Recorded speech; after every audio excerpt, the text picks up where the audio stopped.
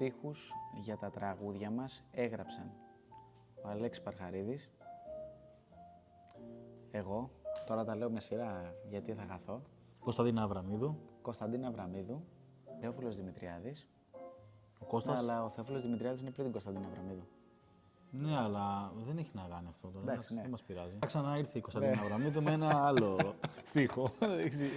Δεν πειράζει. Σάββας Τσανικίδης, Α, ναι, οκ. ο φίλος μου ο Κώστας ο Ιγνατίδης. Ναι. Αυτά, και έχουμε και 2 τραγούδια παραδοσιακά που είχαν... Το έγραψε ο Πόντος. Ναι, που έχουν στίχο παραδοσιακό. Να πούμε όμως, να ευχαριστήσουμε για το φίλο μας τον Κώστα τον Καρακασίδη και όλη την ομάδα του Ποντιακού Στίχου, Εννοείται. γιατί είχε και τη φιλολογική επιμέλεια των στίχων του άλμπουμ και γενικότερα μας βοήθησε στο να επιλέξουμε μια ομάδα συνεργατών σε ό,τι αφορά το στίχο τουλάχιστον.